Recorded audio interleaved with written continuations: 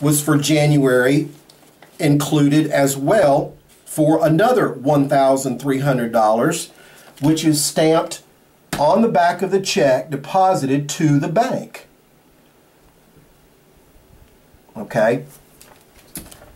Now, another check where these payments were in question at the time that Brenda Barnes accepted for payment, which were paid, and yet Brenda Barnes made an illegal foreclosure just the same, even though these were accepted by the bank and paid. Here's the one for February for another $1,300 with the bank stamp on the back of the check. Again, paid in full. Now, Donna has insurance to cover her payments through Brenda Barnes and People's State Bank should she become disabled to make and cover her payments. And this insurance was handled through the bank having full knowledge of the same to Plateau Insurance Company. That Donna has a 1998 white Corvette financed with People's State Bank, the mortgage and the car note, property and automobile payments were current at the time, had been paid to Brenda Barnes and accepted for payment, deposited to the bank, yet Donna's property was taken by force by Brenda Barnes. The car is actually stolen. Witnesses we know actually saw ex-local Town of Grant, Alabama police officer Chuck Van Eaton, who is one of the above mentioned bad neighbors of Donna's, driving this stolen white Corvette. So if anyone out there sees this car out there somewhere, please notify the FBI as to its location. Special Agent Melissa Dunning, as it is a stolen car set into motion by judicial treason by judges of the court. And because local police will do nothing, as the local Town of Grant police and Marshall County, Alabama sheriff's deputies are actually either involved in or are unwittingly being used by Brenda Barnes, and in conjunction, a joint conspiracy with Donna's next-door residents, Chuck Van Eaton and Christopher Allen Duvall, in a conspiracy to run Donna Jo Kirkland off her own lawful property in a massive land grab to unjustly enrich themselves, as Donna owns 21 acres of land located directly on Cathedral Caverns Highway.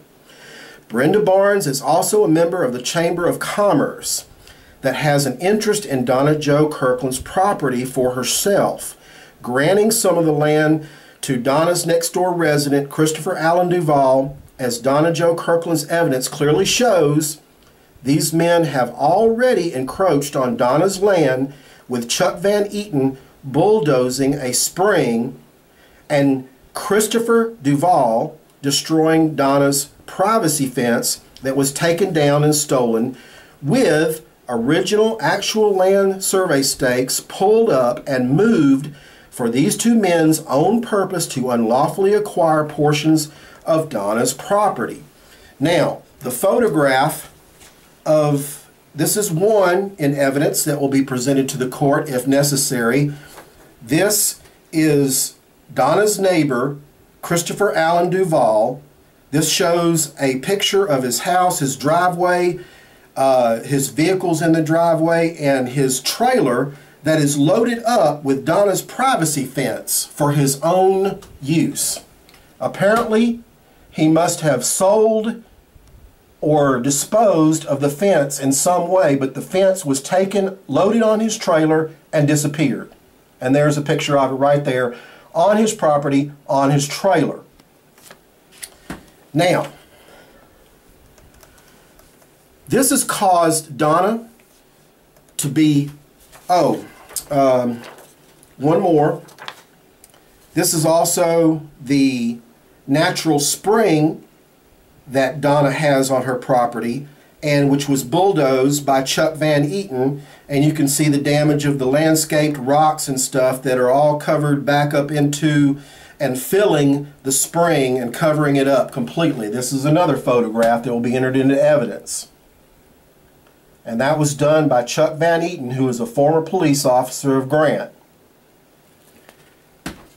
Now, this has caused Donna to be late with her loan payment, simply a month and a half behind, being immediately caught back up, but as the evidence now shows, in Brenda Barnes' mind, translated into a crime.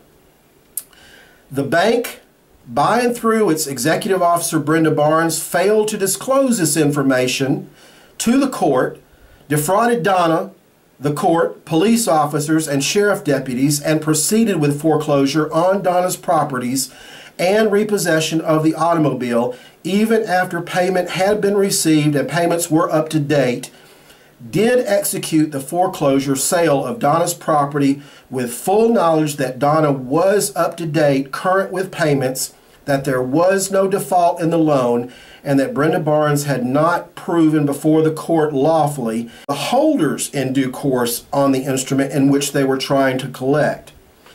Now, Donna has sat down and figured out what she has paid on this property over all the 17 years so far that she has paid in full to the People's State Bank of Commerce in Grant, Alabama.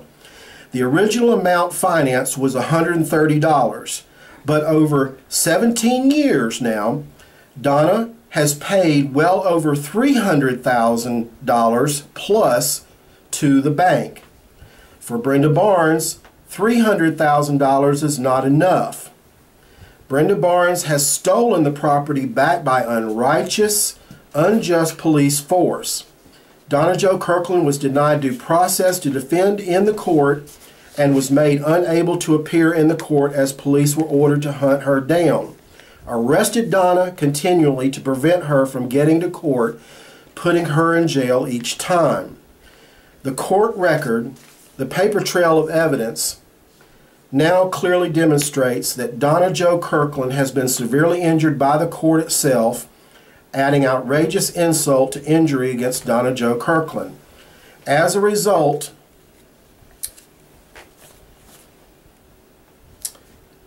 I'm sorry, I'm being corrected here.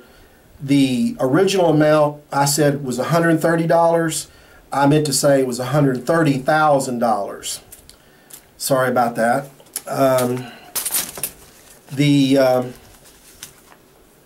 As a result of Brenda Barnes being extremely instrumental in this conspiracy against Donna for Brenda Barnes' own personal gain, apparently, and the bank, police actions were used against Donna to intimidate, retaliate, keep Donna away from the court to defend herself, resulting in Donna arrested 3 times, handcuffed, shackled to her waist, stripped naked, and paraded before police officers and others for about 40 minutes, I understand, threatened to cut off all her hair, jailed for a day to a week each time, and forced to sleep on a concrete slab for 5 days.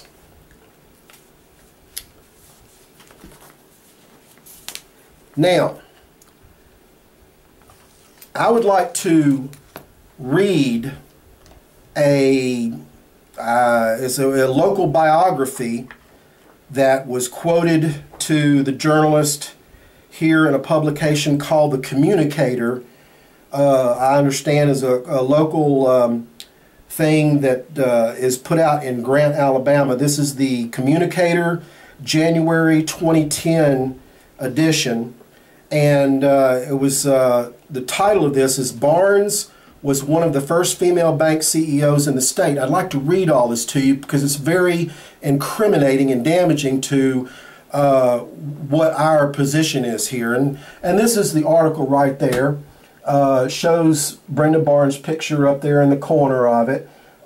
You can see Brenda, and the article again is called Barnes was one of the first female bank CEOs in the state. It says, picture walking into the lobby of your local bank. What do you see? Almost every employee is female. In the U.S., women make up almost 75% of the banking industry's entire workforce. But while women control the lobby of the bank, men traditionally control the corner office. A 2007 study showed that 84% of executive banking positions, senior vice president or higher, were held by men.